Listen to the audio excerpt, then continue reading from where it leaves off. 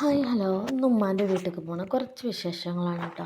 പക്ഷേ പോകണ്ടെന്നുള്ളൂ ഉള്ളിനുള്ളിലൊരു സങ്കടമുണ്ട്. കാരണം എന്താ അറിയോ, നിഷ്മോള് കൂടെ പോന്നിട്ടുണ്ടായിരുന്നില്ല കേട്ടോ. അവൾ ഹസ്ബൻഡ് വീട്ടിലുള്ളത് കൊണ്ട് തന്നെ അവിടെ നിൽക്കാമെന്ന് പറഞ്ഞു. പക്ഷേ മനസ്സിൻ്റെ ഉള്ളിൽ വല്ലാത്തൊരു വിങ്ങലും തേങ്ങലും എന്താണെന്നറിയില്ല. അങ്ങനെ ഹസ്ബൻഡ് കാവന്നൂരാക്കി. അവിടെ നിന്ന് ഞാൻ ഉമ്മാൻ്റെ വീട്ടിലേക്ക് ബസ്സിലും ഓട്ടോയിലൊക്കെ ആയിട്ട് പോവാണ്. അങ്ങനെ ഉമ്മാൻ്റെ വീട്ടിലെത്തി. മാമൻ്റെ മോനാണ് കേട്ടോ എനിക്ക് ഭയങ്കര ഇഷ്ടമാണ്. ഓരോ വർത്തമാനം അങ്ങനെ പറയും. ഞാനത് കേൾക്കാനും വേണ്ടിയിട്ട് റിപ്പീറ്റ് ചെയ്ത് അങ്ങനെ ചോദിച്ചുകൊണ്ടിരിക്കും കേട്ടോ. ഓൻ അതിനനുസരിച്ച് ഇങ്ങനെ പറയും.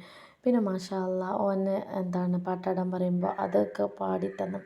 അതിന് ശേഷം പിന്നെ വന്ന പൊലിവിൽ ഉമ്മയും വല്യമ്മയൊക്കെ സിറ്റൗട്ടിൽ ഇങ്ങനെ ഇരിക്കുകയായിരുന്നു. അതിന് ശേഷം എളാപ്പാൻ്റെ വീട്ടിൽ ചക്കക്കൂട്ട ഉണ്ടാക്കിയിട്ടുണ്ടായിരുന്നു കേട്ടോ. ചക്കൻ്റെ സീസണായി വരുന്നേ ഉള്ളൂ. പക്ഷെ അവിടെ ചക്ക ഉള്ളതുകൊണ്ട് തന്നെ ഞങ്ങളെല്ലാവരും കൂടെ ഇരുന്ന് കഴിക്കാൻ. പിന്നെ എല്ലാവരും വീഡിയോയിൽ ഉൾപ്പെടുത്താൻ വയ്യ. പിന്നെ ഇതിലേക്കൊരു കോമ്പിനേഷൻ ഉണ്ട്, തൈരും ചക്കക്കൂട്ടാനും. അടിപൊളി തന്നെയായിരുന്നു കേട്ടോ. ചിലർക്ക് പറ്റും, ചിലർക്ക് പറ്റില്ല. അത് കുഴപ്പമില്ലാത്ത ടേസ്റ്റ് ഉണ്ടായിരുന്നു. അതിന് ശേഷം അമ്പഴങ്ങ പറിക്കുന്നുണ്ടായിരുന്നു. അപ്പോൾ അതൊക്കെ ഒന്ന് ടേസ്റ്റ് ചെയ്ത് നോക്കി. പിന്നെ അവിടെ അടുത്ത് തന്നെ കട ഉള്ളതുകൊണ്ട് വേറെ ഒന്നും നോക്കിയില്ല. കടയിലേക്ക് നോക്കി പോയി മിഠായിയൊക്കെ വാങ്ങിച്ച് ഈവനിങ്ങിൽ എളാപ്പാൻ്റെ വീട്ടിലേക്ക് വന്ന് അവിടെ കുറച്ച് സമയം എല്ലാവരും സൊറ പറഞ്ഞുകൊണ്ടിരിക്കുകയാണ് കേട്ടോ. അങ്ങനെ കുട്ടികൾക്കാണെങ്കിൽ കളിക്കാനും. അങ്ങനെ അവിടുന്ന് ഞങ്ങൾ തറവാട്ട് വീട്ടിലേക്ക് വന്ന് അവിടെ മിച്ചർ മിഠായിയും കടല മിഠായിയൊക്കെ വാങ്ങിച്ച്. മിഠായിക്ക് എന്തോ ഹോൾസെയിൽ റേറ്റേ ഉള്ളൂ കേട്ടോ. അവിടെ ഞങ്ങൾ ഉമ്മാൻ്റെ വീടിൻ്റെ അടുത്ത് അവിടെ ഉണ്ടാക്കുന്നുണ്ട്. അതുകൊണ്ട് തന്നെ വലിയ വിലയില്ല. പ്രൈസ് എത്രയെന്ന് ചോദിച്ചിട്ടുണ്ടായിരുന്നു, പക്ഷേ ഓർമ്മയുണ്ടല്ലോ. ഇത് കണ്ടോ, ഇതൊക്കെ ഞങ്ങളെ വീട്ടിലുള്ള ആൾക്കാരെ ചെരുപ്പാണ് കേട്ടോ. പിന്നെ ആളെ കാണിക്കാത്തതുകൊണ്ട് ചെരുപ്പ് കാണിക്കാമെന്നേ. അതിന് ശേഷം നൈറ്റിൽ ഞങ്ങളെല്ലാവരും പോവും. ഞാൻ രാവിലെ വന്ന് വൈകുന്നേരം പോകാനും വേണ്ടിയിട്ടാണ് കേട്ടോ വന്നിട്ടുണ്ടായിരുന്നത്. അപ്പോൾ അന്നേരം നെയ്ച്ചോറ് വെക്കാമെന്ന് പറഞ്ഞിട്ട് നെയ്ച്ചോറിൻ്റെ പ്രിപ്പറേഷനും കാര്യങ്ങളൊക്കെയാണ് കേട്ടോ. ഓൾഡ് സ്റ്റൈലിലൊന്നും അങ്ങോട്ട് നെയ്ച്ചോറ് വെക്കാനായിട്ട് അതിനുള്ള തന്ത്രപ്പാടിലാണ്. അങ്ങനെ ചെമ്പ് ചൂടാക്കി അതിലേക്ക് നെയ്യൊഴിച്ചു, സവാള ഇട്ടു. പലരും പല രീതിക്കാണല്ലോ ചെയ്യുക. അപ്പം ഞങ്ങളെല്ലാവരും ആൻറ്റീസ് എല്ലാവരും ഉണ്ടായിരുന്നു. അപ്പം അത് ഓരോരുത്തരായിട്ട് ഇങ്ങനെ ഓരോ റെസിപ്പി പറഞ്ഞുകൊണ്ടിരിക്കുകയാണ്. അങ്ങനെ ഉണ്ടാക്കാം, അങ്ങനെ ഉണ്ടാക്കാം എന്നൊക്കെ പറഞ്ഞിട്ട്. പിന്നെ എനിക്ക് ചെമ്പിൽ വെക്കുന്ന വലിയൊരു ഐഡിയ ഇല്ല കേട്ടോ. ഞാൻ പൊതുവേ കുക്കറിലാണ് വെക്കാറ്.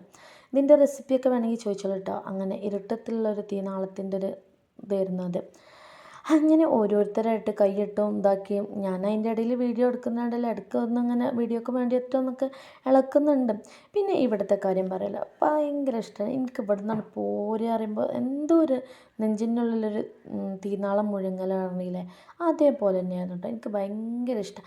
ഞാൻ എപ്പോഴും പറയുന്നതാണ്, എനിക്ക് ഇഷ്ടമുള്ള രണ്ട് വീടാണ് എൻ്റെ വീടും എൻ്റെ ഉമ്മാൻ്റെ വീടും.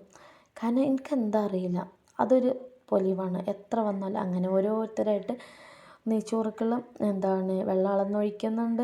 അതിനിടയിൽ അരിയിടാനുള്ള തിക്കും തിരക്കും. ഇവിടെ വന്നാണ്ടല്ലോ ടൈം എങ്ങനെ പോകുന്നൊന്നും അറിയില്ല കേട്ടോ. അത്രയ്ക്ക് ഫാസ്റ്റിൽ അങ്ങോട്ട് ടൈം പോയിക്കൊണ്ടിരിക്കും.